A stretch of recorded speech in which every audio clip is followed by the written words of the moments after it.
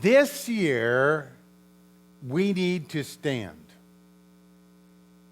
We need to stand in the presence of God, to sense it, to feel it, to receive it.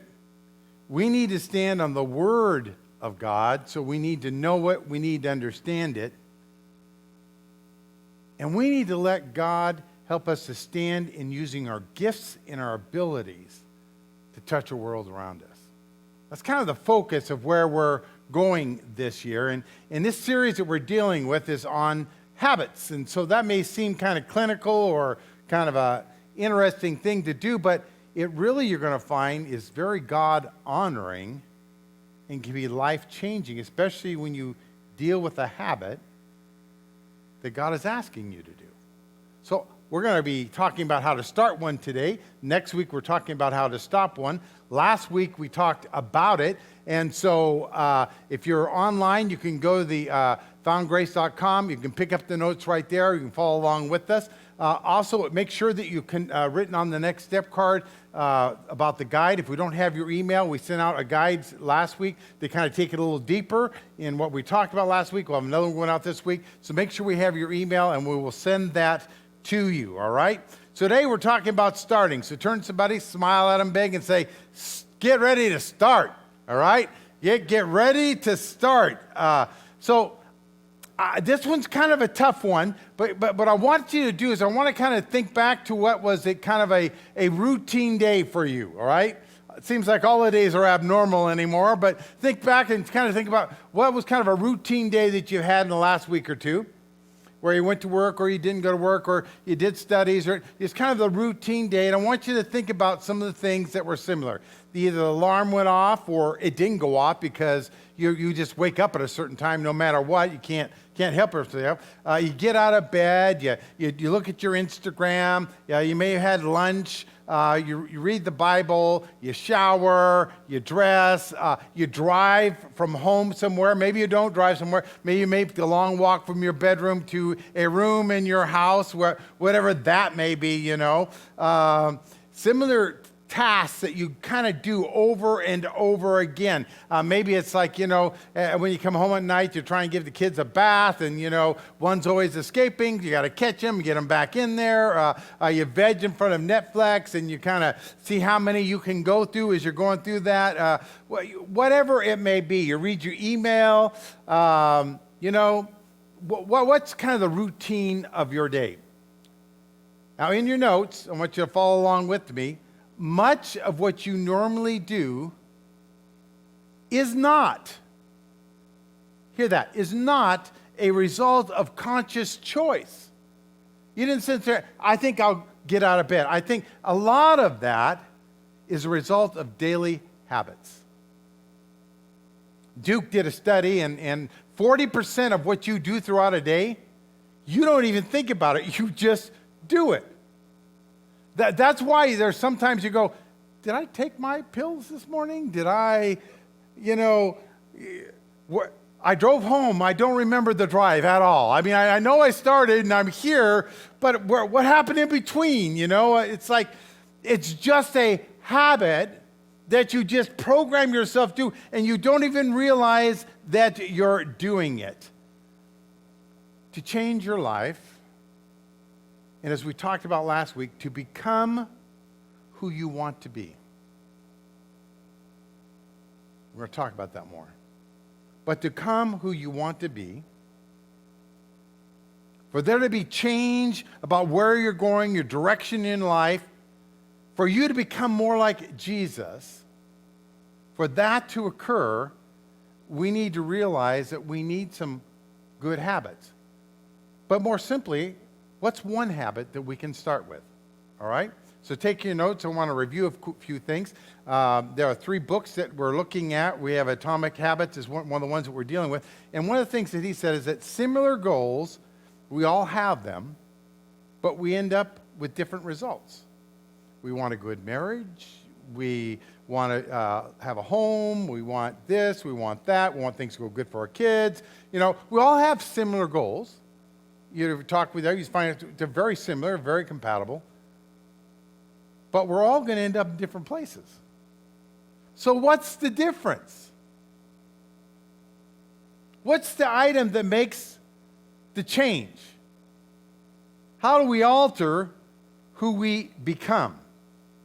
Now, one of the things in a quick review that we're going to go through is we're going to find that we don't see that progress happens fast enough. All right? So you may work all week and you're on that treadmill every single day and you're hoping, I'm just going to lose 2 pounds. That's all I'm after this week, 2 pounds, all right? You get to the end of the week, you've gained 2 pounds. How did I gain 2 pounds? This is a bad habit. I'm not going to do it again. There's something small that you repeat. You don't get the results quite that you want. You think it's never going to matter or anything. It's never going to add up. Why do it? A lot of things that we don't do in our life because we've dismissed it, thinking this will never get us anywhere. It's too small. It's not really going to add a lot of value to my life. It's a wrong conclusion. All right? That some good or even bad decisions aren't going to matter in the end. Because how do we get ourselves into trouble? It's small bad decisions that we repeat. And then we make a bigger bad decision, and it kind of snowballs from that. We got to learn that our life is the sum total of all the small decisions that we make. The habits that we don't even realize, the systems we've kind of put into our life. So goals will never determine success. Losing 20 pounds, I'm going to be at such and such a place by my work career or whatever. They're never going to determine success. Systems,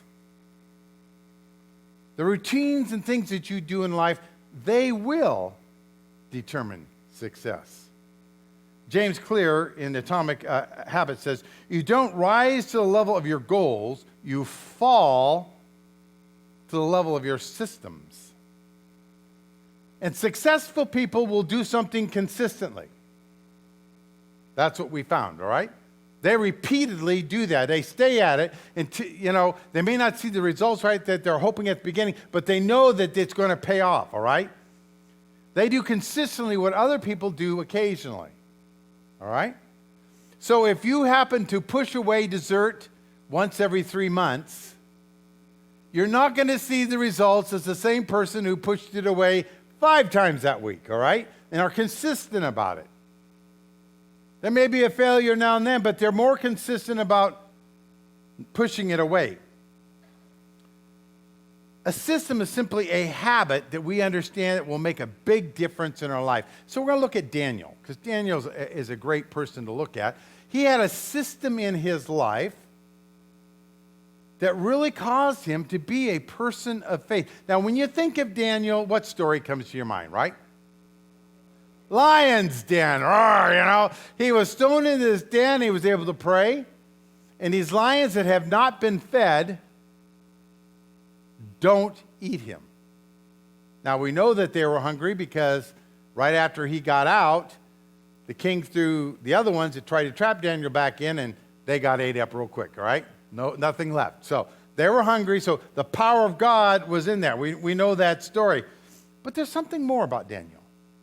Because out of 120 people that are the cream of the crop of this empire that is the empire of that day and that time and that period. Out of 120 people, he is chosen as the best. Now, I want you to understand, the majority of these 120 weren't from the capital.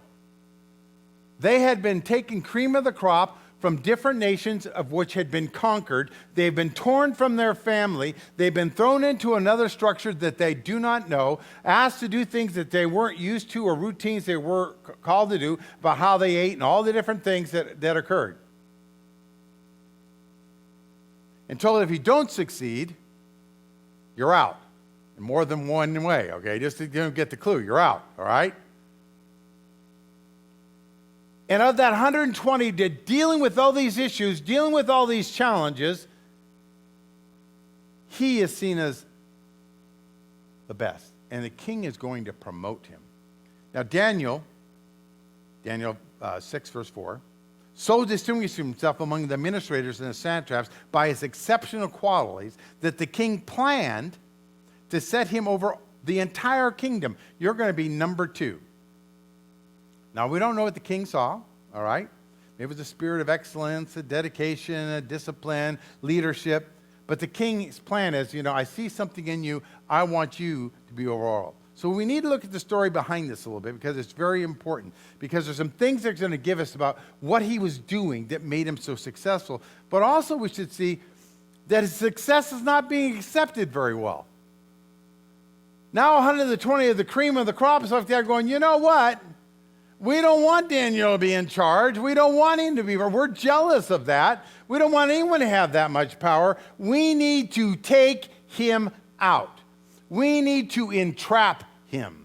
We need to set it up so he'll be taken out. That's where we find they're looking now for his weaknesses and his flaws to disqualify him. And it continues at verse 4. At this, the administrators and satraps tried to find grounds for charges against Daniel in his conduct of governmental affairs, but they were unable to do so. They could not find one corruption in him because he was trustworthy and neither corrupt nor negligent.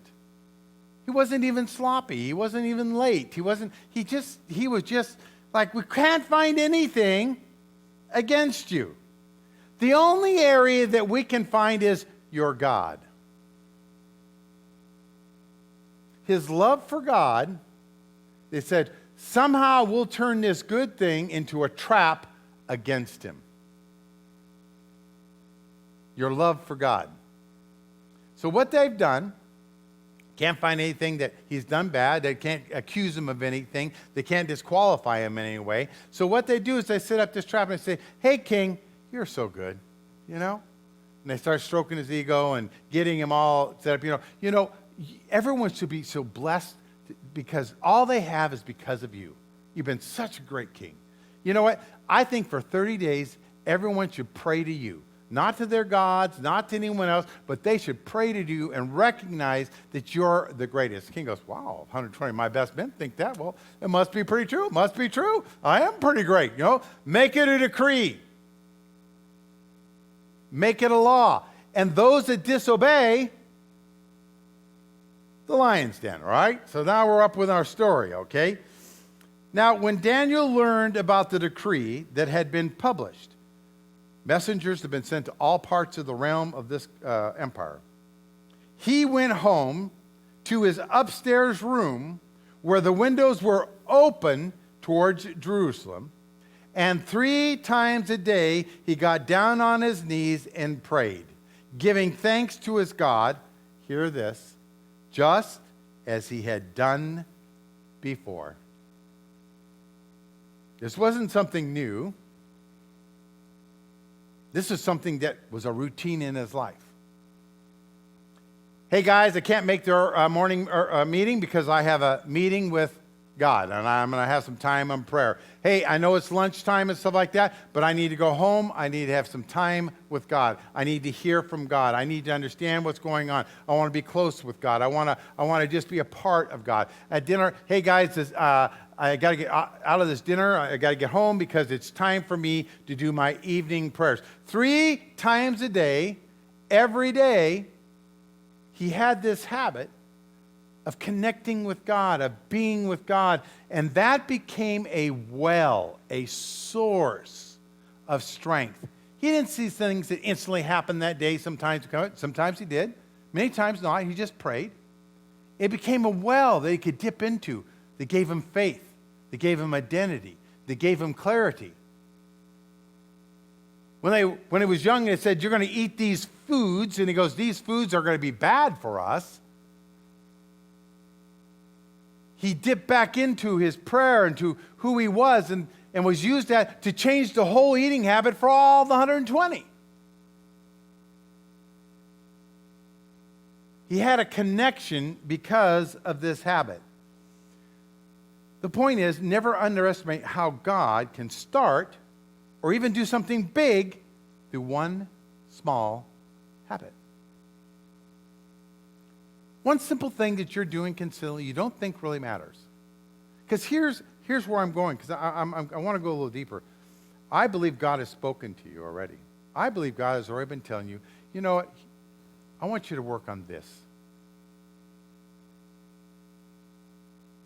You know what we do when we hear God nudge us and say, I want you to work on this? Oh, it's not that important. It's not that big.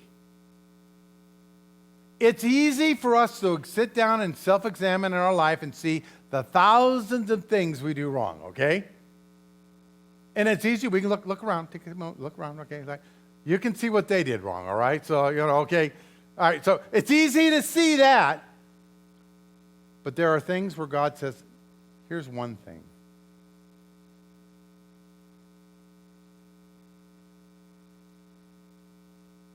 I'd like you to do this because it's going to affect your entire life. It's going to affect your personality. It's going to affect who you become. If you unlock this, then we'll be able to unlock this other thing you've really been looking for. You're disqualifying it because you don't see how it plays to what you want an answer to right now.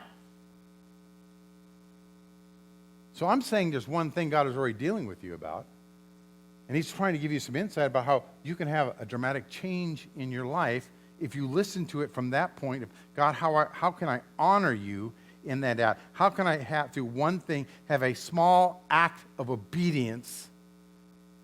I hear you, I respond, and in so doing, as I continue to just do this one thing I think is unimportant, it's going to build up and be a source of strength and a wealth.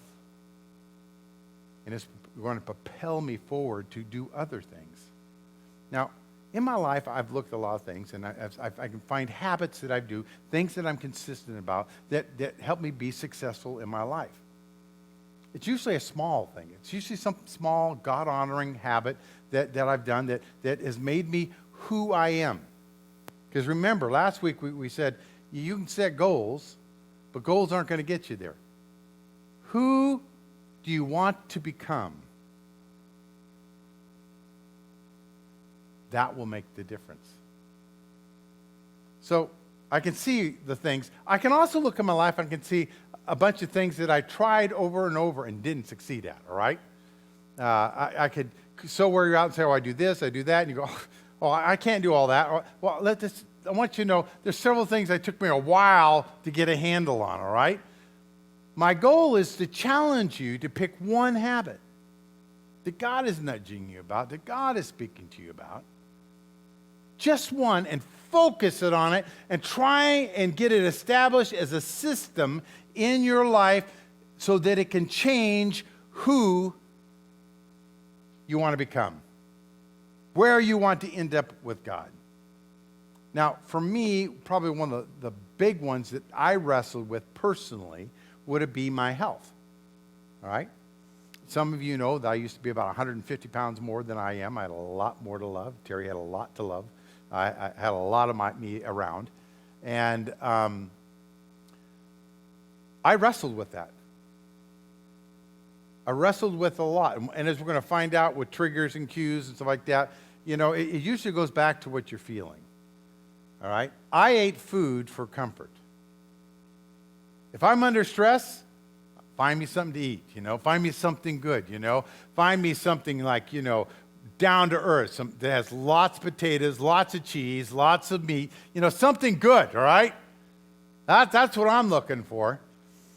And that would give me comfort, because in my family growing up, it was the only time there was peace. There was like a truce flag hung at the table.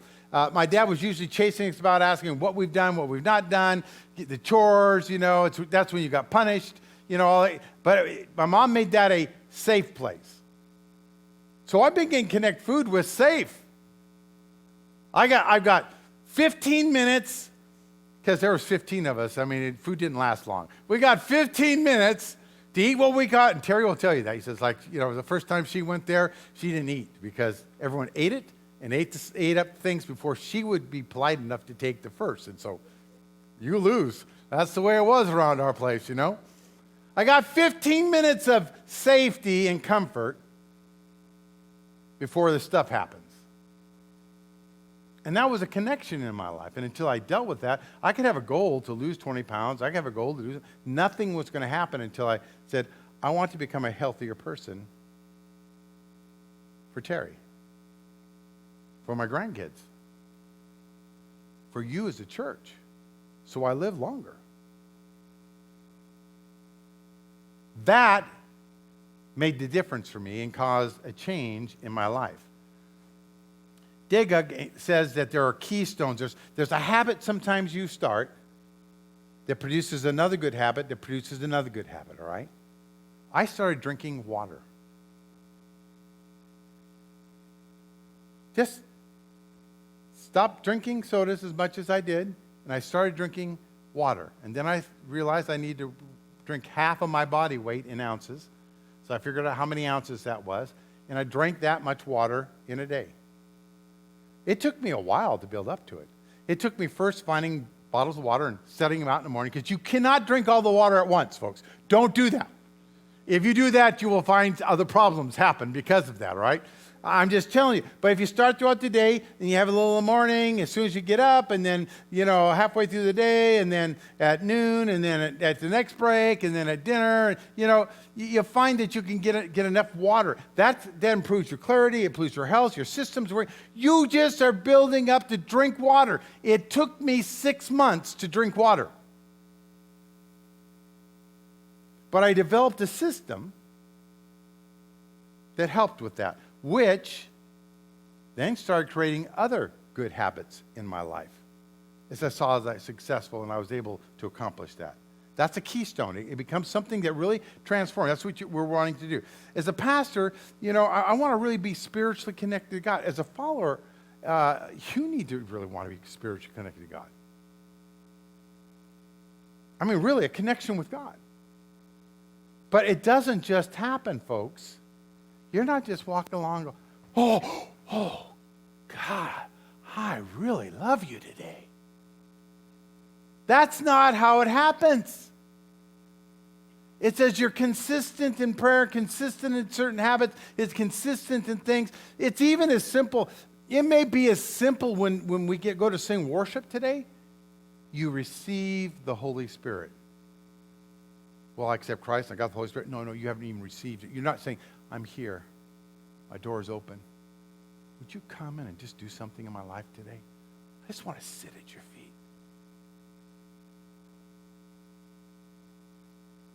Talking about, maybe that could be something where you do. It's just like, I just want to really connect with God on a real base, maybe for 5 minutes.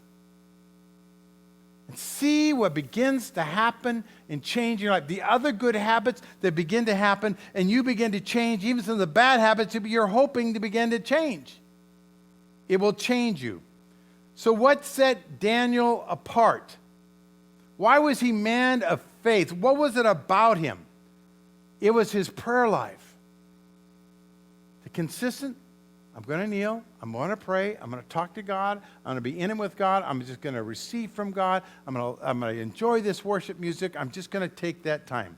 Last week, we found out it's based on who you want to become. We had you write that out. Who do I want to become? Because you need to know that. I want to become a healthier man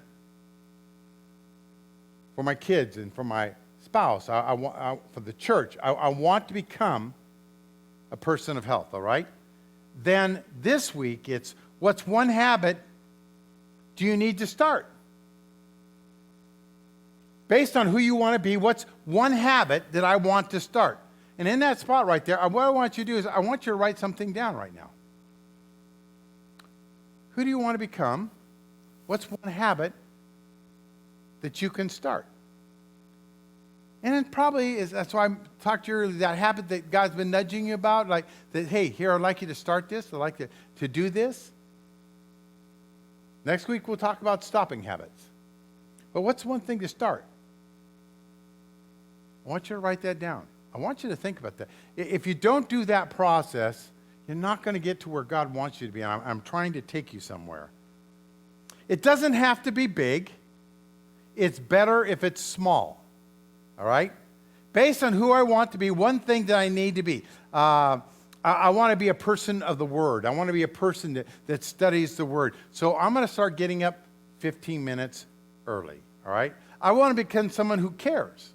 So I'm going to write a note of appreciation to somebody, maybe on a daily basis. I want to be a person that's organized. So I'm going to start my day by making my bed. I want to be a godly example to my teens. So I'm going to have a Bible plan, or like what we do is as soon as because we drive from Corona here, as soon as we hit Green River in our journey here, we start to pray. It's just a habit we do. Maybe you want to be a person who's healthier. I'm going to eliminate soft drinks. I'm just going to see how many I can start eliminating from my life. Maybe my first goal this week is to count how many I drink in a day. Oh my gosh, I thought it was 3 or 4. I didn't know it was 15 or 20. You know, that might be a good thing. And then slowly you'll get to the place that you need to be. Based on who you want to be, what new habit, what system do I add? Now, many of us go, well, how do you create a habit? Others go, I don't have any habits, systems or anything. There's no systems in my life. I don't really even believe in systems. Yes, you do. Here's a system. Maybe you can recognize it. I want to sleep later. So I'm going to get up at the very last minute. Because of that, I'm always late. Because I'm always late, I yell at the kids. Then I find that I'm having to put my makeup on as I'm driving to work, all right? Or I'm being rude to everyone along the way as I'm driving to work. I get there, I say some things because I'm just kind of in a bad mood. Things have not started right today. And so I feel guilty about that. And then I repeat that same system the next day. You can look at your life and you will see if there's things you don't like about yourself. There's habits that support that. There's systems that you set up in your life to make sure that that happens again. Some of them work for you. A lot of them don't. That's why we end up in different places. So, we need to create some good systems, some really good systems in our life. And know that we're going to default to bad systems. So what's one? Just one. Because we can find a whole bunch of them. What's one that we can focus on this year and really hone in? So how do you create a new habit? How to become more like Jesus? Before we kind of get into this, I want us to understand there are two components. There's the trigger part and there's the action part, all right? There's two separate steps that happen. That's why I graphed it out to you. In a habit, what happens is we have a trigger. There's something that we see, there's something that gives us a cue that creates a response in us. We feel something. We sense something. When there was stress, I go, and I see food, oh, there's my salvation, all right? That's what I need right there. There are things that have happened in your life when you've been abandoned, you've been rejected, you've been hurt, you've got inner vows. That's why we spent some time talking about all that. That when you see something that reminds you of it, it triggers those feelings. Then you're going to take action. There's something I'm going to do because I'm feeling and sensing that. Now I'm going to do something. That's usually where we get into bad habits. But we get into, I'm feeling this to get out of this. For me, it was like, now I'm going to stuff my face until my stomach is bloated and I sit there in a sugar coma. And then, I feel good because now I've gone on to the reward. There's a reward you get from doing that action. When you sit and game for hours, the dopamine in your head is firing like that. That's a reward for you, all right? When you get that sugar high and that boost, that's a reward for you. When you don't have a fight, because fights have been so bad throughout your life, not dealing with conflict, that becomes a reward for you. It creates a whole bunch of other problems you like because you're not dealing with things that need to be dealt with. But that's the reward. And then you know what you do? You repeat. Trigger, action, reward, repeat. Trigger, action, reward, habit systems. I've got it strong now in my life. Oftentimes, it's just not working. So, the first thing I need to do to change what we do, we need to change what we see. This is the trigger, right? We need to make it obvious. We need to see something and make it obvious so it's happening. When you go shopping, all right? What happens when you go shopping? You usually you have kind of a list. Because you don't have a list, they know how, they planned it all out so that when you're walking through the store, you go down certain aisles because you just want to be systematic. You're going to see things and you're just, I like that. Oh, yeah, I like Cheer Puffs. Yeah, I like that. I like this, and all this stuff. And you start dumping it into your cart because it's obvious. It's what you see. It's a trigger. I remember I used to eat Sugar Puffs all the time. I felt so good as a little boy. I'd sometimes eat 3 or 4. I think I want 5 bowls right now. You see how that works? So you're going to have to do some things. Like one thing is like remove all the things that are going to trigger you at home and take them out and throw them in the trash. Maybe I need to eat this whole box before I throw it away. No, you need to throw it away. That may be your first week, just cleaning out my house. All right? From things that I spew that will trigger me. Make it obvious. So something like that, if you want to, let's say your habit is to take vitamins and be healthier like that. Don't leave them in a drawer. Put them out where you can see them somewhere, all right? I put it out at night in a little box container I have, and the first thing I see in the morning is that. Otherwise, I can't remember whether I took them or not, all right? But it creates that habit of what I'm doing. If I want to read before I go to bed, I take a book and I leave the book on my pillow. After I make the bed, I put it on there. Well, she's going to say, do I ever make the bed? Occasionally I make the bed. But if I were to, I would leave it on the pillow, okay? I have audio, so I set it up different. As soon as I get in the car, I turn it on. That's what I do. But you set up a system for yourself. If I were to write a daily note at the end of my day on my desk, I would leave the piece of paper and a pen ready to make that note, all right? Then make it easy. Don't say I'm going to read the entire Bible. Okay, I'm going to read from Genesis to Revelations. No, I'm going to start by reading one verse a day. Start Matthew, maybe read the Gospels, maybe John. Ephesians is a good one. I'm just going to pick one, and I'm just going to read a verse a day. Because one of the things you want to do, you want to make it so easy that you can accomplish it, that I read one a day, you can build up a streak. We love streaks. There is nothing that gives us more excitement than to know, I've done this 2 days in a row. I think I'll do it 3. I've done this 3 days in a row. I think I'll do it 4. If it's simple, you can do it. If it's I'm going to read through the whole Bible in a year and I've got these 3 chapters to read every day, you may not make that 6 weeks. But Lord, I'm gonna have this habit. And then you're going to find that this source builds up and strengthens you. You get this streak. You may say, I'm going to pray with my spouse.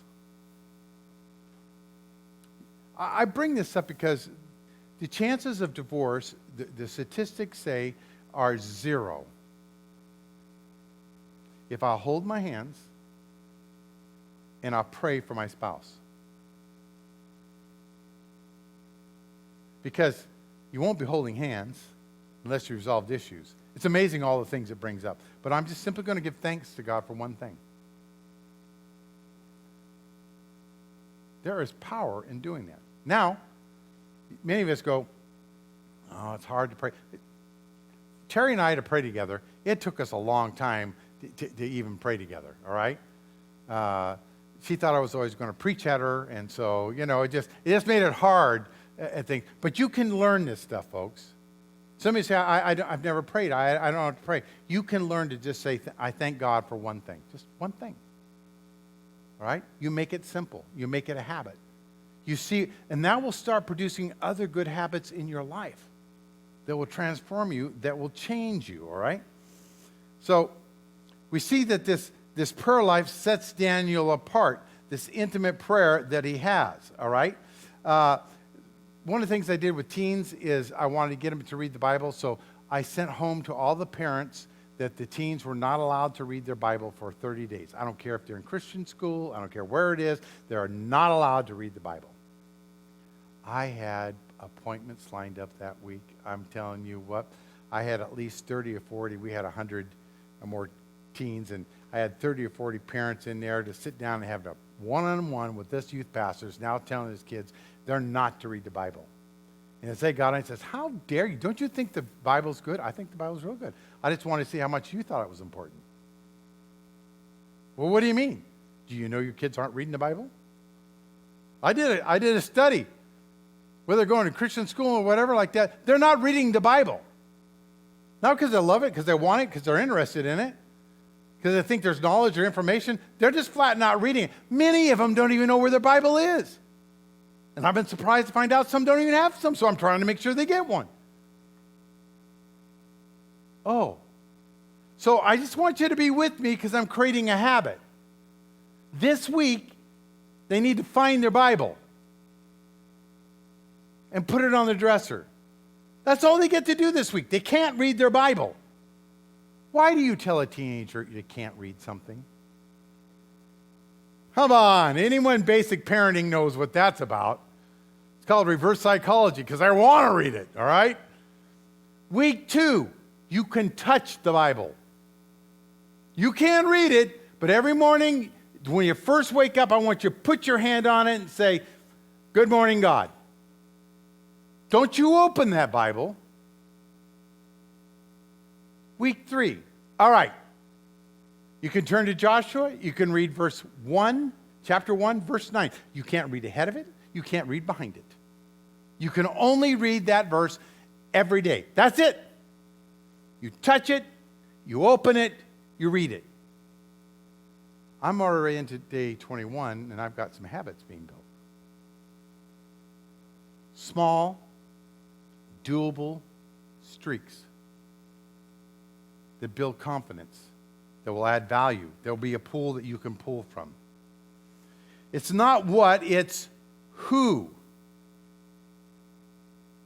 That's what I want to figure out. That's what I want to change. That's what I want. Many people think they lack motivation. What they really lack is systems. All right? It's not about reaching your goals. You don't have a goal problem. You have a system problem. Are goals completely useless? No, of course. Goals help out. They can point. But goals set a direction, set something that may be interesting that I need to achieve, where systems are for making progress. They're the system by which the motivation, by the vehicle by which I can get to where I get to, all right? So I want you to create a system. I want you, it says right there, I will do blank. After that, I will do this. So there's a cue. When I do this, it kind of reminds me that I need to do my new habit. All right? So Daniel, after I eat, what's he do? I pray. I will eat, and then afterwards, I will pray. Afterwards, I will say my declarations about who I am. After I shower and dress, I'll pray with my spouse. After I make coffee, I'll read one Bible verse. After I put my kids to bed, I will do one push-up. After I brush my teeth, I'll journal one sentence. After I get ready for bed, I'll hold hands with my wife and I'll pray something over her. Successful people do consistently what others do occasionally. I'm going to find something I can continually do. And I'm never going to underestimate that small disciplines are drawing me closer to God because I'm honoring Him. That's what this is about. It's not about losing 10 pounds. I want to become a healthy person so I can serve you and be with you. That changes everything. And now I'm honoring God in what I'm doing. Do not despise these small beginnings, for the Lord rejoices to see the work begin. All right? Momentum changes identity. It changes who we are. The small things build up to big things and changes in who we are and where we're going. Now, I'm a goal type of person. That's my personality. I like setting goals and doing that. But I find that with goals, I'm always dissatisfied. I'm always discontent. There's always something more that needs to be done to accomplish it. I begin to realize that goals are a means to. I do something to get something else. There's always the word so to it. I get good grades so that I can go to a good college, so I can get a good degree, so that I can then get a good job, so that I can get a good marriage, so I can now support what's going on, so I have the money. And joy is always tied to the future.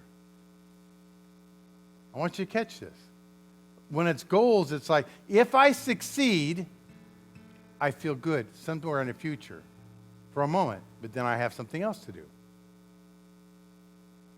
If I don't succeed, I feel bad, not only now, not only along the way, but in the future. And God wants us to move beyond that. It's not what, but who. Not what I can do, but who I can become. Who can I become? Why? How can I become more like Jesus and what he's done? I want to become more like him.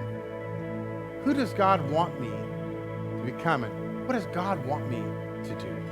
Success can happen in a single act of obedience. God, I read one verse today. God smiles. He says, well done. It's tied to the future. Tomorrow I can do the same thing again. And God says, well done. It's not far off. It's not when I get to heaven. It's today. Mean to or what goals often disqualify what we sense God is saying to us because we don't think it was important. We don't think it's the thing. But when you hear God, when you focus on the one thing God has asked you to do, you honor God. And as you honor God, relationship comes. As you honor God, trust comes. As you honor God, freedom from the things that we're going to stop, and we'll talk about that next week, begins to happen. I'm not successful when I hit a goal somewhere in the future. I'm successful when I simply say, God, I'm honoring you today by what I'm doing. And a connection begins to happen and deepen with God. What one thing can I do?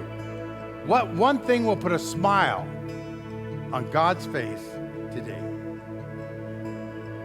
We talked about starting and maybe online, and for those here, you need to start your relationship with God, or maybe you just need to re-up it.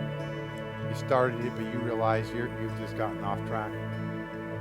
And it's because of sin, it's because of rebellion, that there's a gap between us and God. And God says, I want to come and change that. Jesus said, I'm innocent. I'm coming to die for you. So with those online and those here, will you just pray with me? Lord, I just believe you're the Son of God. I admit there's sin in my life. There's rebellion, there's anger, there's unforgiveness, there's emotions, there's issues. God, forgive me. God, you come and change me. God, I surrender to you right now. As I say these words in my mind, as I say these words out loud, as I say these words, Lord, I believe in you, I admit, I surrender. And as I express these words, I create a base for you to start pouring yourself into me. I'm asking to receive the Holy Spirit for all of us right now, today. I want your presence. I want your power. I want your anointing. I want you to come in. I want you to shake me. I want you to change me. I want you to help me to know what to do. And after that, what I'm supposed to do, Lord. You come and you make it easy. You make it obvious, Lord. You change who I am. You help me to become faithful in you.